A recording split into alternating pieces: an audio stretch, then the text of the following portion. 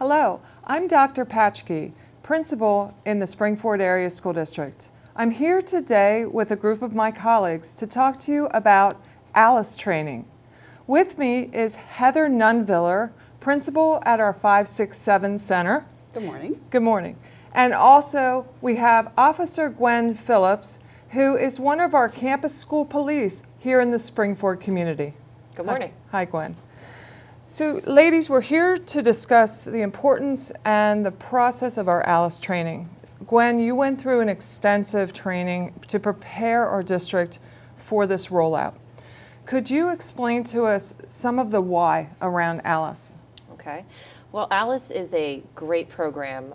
I like ALICE particularly because it is an option-based program which gives our students and faculty choices on how they can respond in an armed intruder incident. Typically, in the way district officials have been trained in the past, we give them a mandated rule on how they should respond with fire alarms, with evac drills, with severe weather drills. We tell our staff and our students how they should act. Mm-hmm. With ALICE, this is completely option-based. So we give them a wide variety of choices, and based on the situation that they've experienced, they can choose their reaction. ALICE is great because ALICE covers kindergartners all the way through seniors in high school and beyond. Okay. So this is a fabulous program to introduce to our little guys in the district and continue that education K through 12. All right. So the ALICE is actually an acronym. Can you describe ALICE? Give us that rundown. Sure. So A stands for alert, and that is when you are first aware that you are in danger. So our brains do a funny thing when we are actually in danger, and we don't particularly realize right off the bat that we are in danger. So alert is teaching our students and our staff to overcome that instant denial that they are in danger. So we're learning to recognize strange noises, sights and sounds, and possibly smells that might alert us to the fact that we are in danger.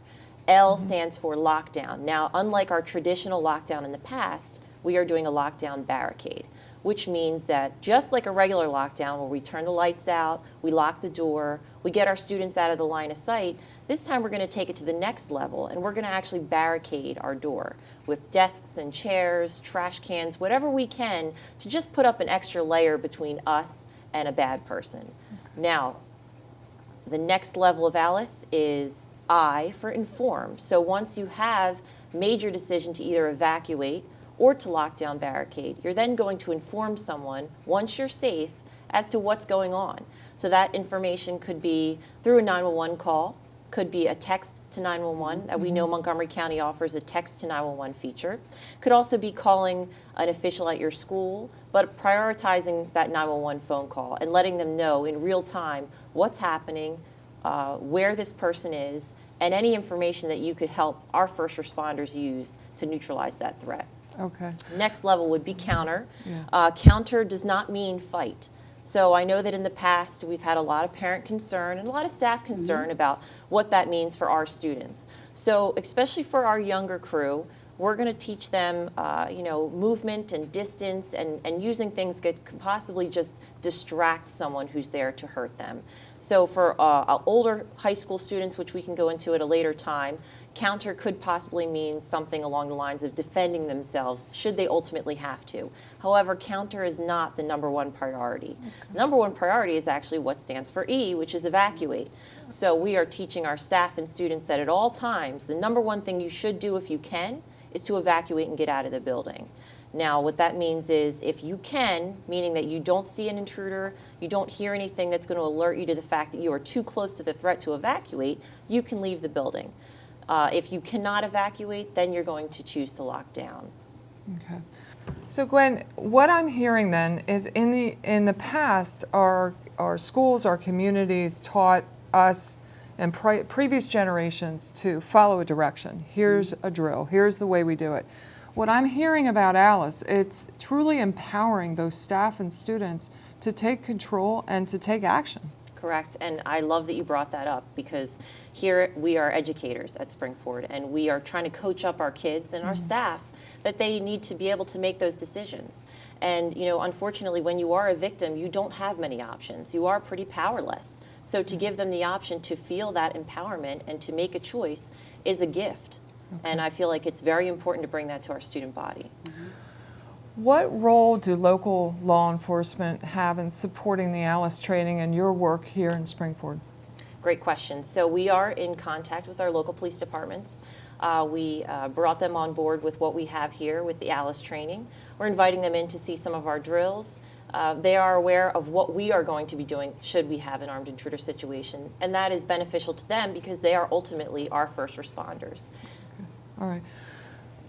I've heard about rally points. So if we have a situation where there would be, whether obviously we're going to practice through drill, but an actual crisis, I've heard that students and staff are being taught to find rally points. Can you describe what they are and what they're for?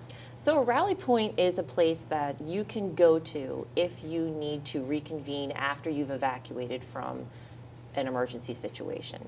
Rally points are not designed to be a place that you go immediately after you've evacuated the building. So say you have evacuated and you are now safe and you have then informed someone of where you're at and called 911 to let them know what's going on, you can in time make your way to a rally point, because knowing that a school official might be there, a police officer might be there, someone can be there to help that reunification process. Okay. Would that be the place then that a parent would go to find a child? So no, our rally points are not for parents, and that's a great point. I'm glad you brought that up. We are advising all parents that we are going to be in contact with you at some point, and that might be through local law enforcement agencies or it might be through the school. However, we will let you know when and where you can reunify with your students, and that is going to be done at a different place other than a rally point. A rally point is going to be specifically for staff and students to reconvene after an event. Right, because many of our schools do have more than 2 rally points. So you're not possibly going to know where your child is at a rally point. That is just a check-in for students and staff, and then we have other reunification areas, and depending on who takes charge would be where we're going to go reunify. Correct. All right. So the entire ALICE training is inclusive all the way down to a 5-year-old and all the way up to an 18-year-old and the adults included. That has to look different at every level. Oh, absolutely. Yeah. So let's break that down. I have some expertise on the K-4 level. Heather's here representing. 5 through 8? Yeah. And you have done extensive work at our high school. Correct. So why don't you start us out with the high school? What have our oldest students been told and empowered with? So our oldest students here at the 9 through 12 Center are receiving homeroom-based training. That looks like videos that we've created here in our TV studio. We've shown some videos that were created at other universities and schools that exhibit some ALICE program training. We've also done lockdown and barricade drills in our high school, which involves the students actively participating in barricading the doors. We are going to be introducing some evacuation drills at some point and talking about what we're going to be doing for cafeteria and media centers and hallway change, classroom changes. You know, these are constantly being given to our students during homerooms, and we talk about it when we get into large groups of students. You know, we have different trainings than lower level grades do. We can bring our students into real world situations, and when we do have real world situations that come out, I know that these are some things that our staff are talking to our students. What would we do in this situation? How would you act? So we can, you know, we can bring that real world piece into it with our 9 through 12th graders. We're coaching them up to be in college and to be out into the real world. So with lower level grades, that terminology and those real world talks are not typically going to happen. Right, right. How about at So- 5 through 8? Right, so at the 5 through 8, we're taking a similar approach, but not the same approach, because we have, you know, 5th graders all the way to 8th graders, and there's even between those 4 grades, there's a wide variety of understanding of them being able to cope with this situation, because it is we all know that this is not something we want to be doing, but because of what's happening in society, we need to make sure that our students are aware and are able to decide what they want to do during this time. So we've been working with the teachers. We started with our teachers. We have made sure that they have been trained. You know, Officer Phillips came to us. We made sure all of them were trained with how to leave the building, looking for different routes. So in case when you come out of your door, if something's happening to the left, do you know how to go to the right? Because typically when you're doing fire drills or when you're doing anything kind of drill, people have, I go this way. So we want to make sure that they are looking and making sure they're doing the sights, the sounds, the smells. What do you see? Are you really looking at your surroundings and making the decisions based on those surroundings? So we are doing drills where we do some kind of barricade, so that if they're always used to going left, what would happen if you had to go right? And would your kids be going with you? So it is one of those where then with the kids then, we're not doing full school videos because we want the kids to have the opportunity to talk.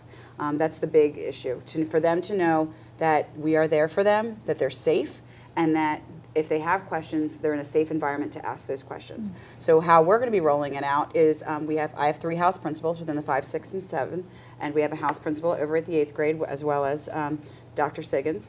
And what we're going to be doing, 5, 6, 7, we'll be going to all of the different homerooms. We'll be having the homerooms come in. We'll be working with about 4 homerooms at a time, where we will put them in a smaller room, in a nice, not in our gym or in our cafeteria, in a smaller room, so that we can show them the video, so that we can talk about it, and they see the person that's with them, because their house principal does travel with them for 4 years, and they have a special bond with that person. Mm-hmm. So they have a conversation, their teachers are in the room, and then from there, we will continue to talk about it during homeroom, as well as at that point, we can do it on the news, because now they've heard about Alice, and then we would start doing our barricade drills.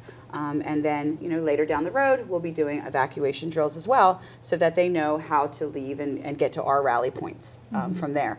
8th grade, because they're a little, older and they're about to go into high school, they're going to be watching the video as a whole school, and Dr. Siggins will be talking to them as a whole school, and their teachers have all been prepped and know exactly what they need to do within their classrooms and their homerooms. So then the teachers will, kind of like what the K to 4 is doing, where each teacher will have a series of topics as they're going through, to go and walk with the kids through that process as well. Okay, thank you. Now, taking this down to our youngest Rams, at the K4 we have 5-year-olds to 10-year-olds. So again, similar to Heather's situation, we have a diverse level of understanding. And so luckily the Alice Training Institute does have some materials out that we were able to secure for all of our teachers in the 7 elementary schools. And the book that we're using with our children is called I'm Not Scared, I'm Prepared. And it's all about a story about shepherds and sheep, and if there's a wolf that gets involved. So the best way I can help parents of this age level understand is ever since your child has been old enough to walk, since you've been in Wegmans and they could have accidentally gotten away from you, or even getting gas, you have been teaching them to not go with strangers. You have been sending that constant message of how to stay safe in your neighborhoods and in your family.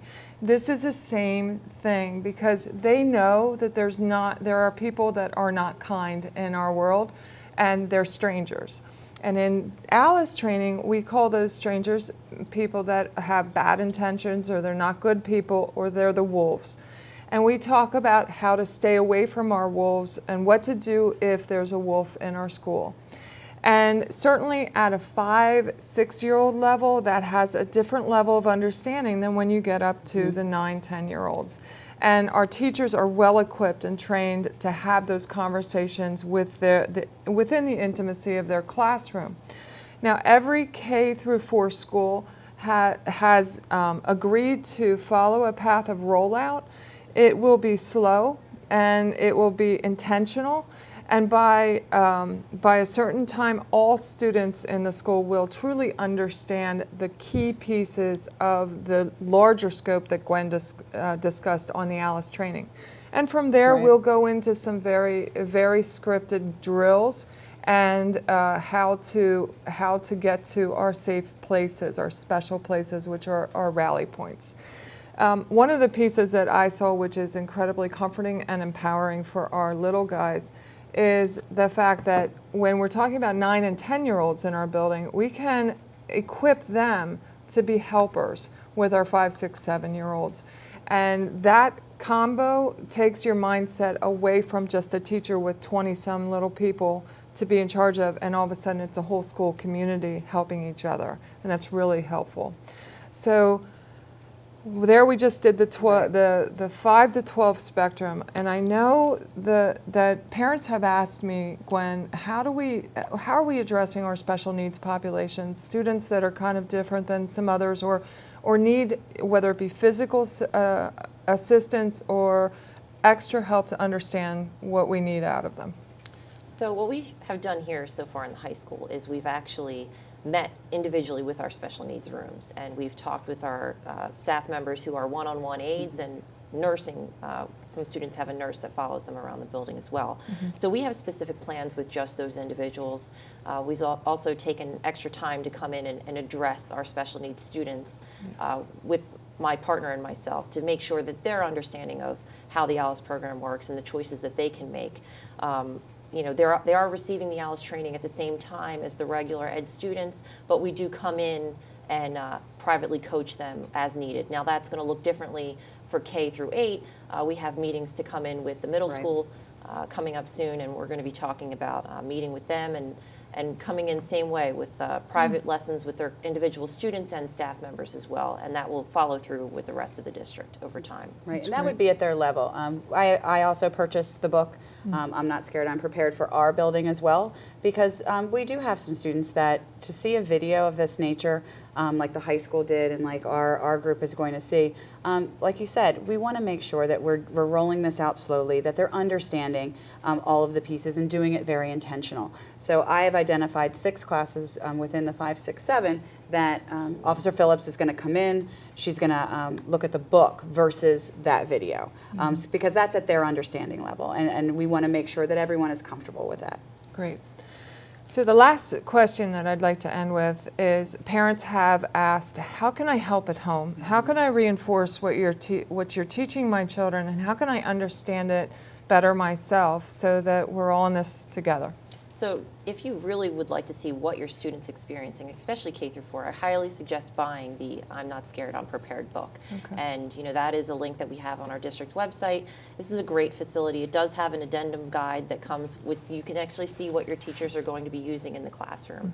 In addition to that, what's free? Talk to your student at home about the ALICE program. Talk to your student and play some games. When you go out to eat, where are the exits in this restaurant? How can we get out of here if we don't have the ability to use the front door? Really reinforce what we're already using here at school, which is stop, look, and listen. You know, when teacher says stop, look, and listen, you need to take that for the first time as stop, look, and listen. We shouldn't have to repeat ourselves. Use that protocol and that verbiage at home to make sure that your child knows when mom or dad has a question or a concern, that you're going to stop, look, and listen, and keep reiterating that as well. Right. And I think that is very important what you said with it when you're at a restaurant, because we're not teaching this skill just for use in K through 12 here at Springford. This is a skill that hopefully the students will be able to internalize, and when they're out in public, if something happens out in public, that they're able to use these skills as well. We're hoping that we're preparing them for, if they go out into the workforce or the college, that if something happens there, they'll be able to do something at that point. So even though, and I know a lot of times we do fire drills and things like that, there are parents that do fire drills at home. And how do I get out if I have a fire? So this is the same type. This is the same kind of having those conversations with your children and having them understand, what do we do now that we're not in school? This is a skill that can be used anywhere. Correct. Okay. So to end, we've never had a fire in Springford, and that's been on a major scale, but boy, do we do fire drills every month. Every month. And to my knowledge, since I've worked here, we haven't had a weather event that has been catastrophic enough to damage a school. Right. But we have severe weather drills. So we certainly know that in our world, in our community, there are people with not good intentions. And what I'm hearing is we're taking the action to empower our children and our staff to know how to act in case that would occur. Correct. Okay. So thank you everybody for joining us today. If you have further questions about the ALICE training, we would encourage you to contact your building principal or the school counseling staff for more assistance. If you have specific questions about ALICE and how that relates to your own child, that would be very good for you to reach out and have those answered. Thanks for joining us today.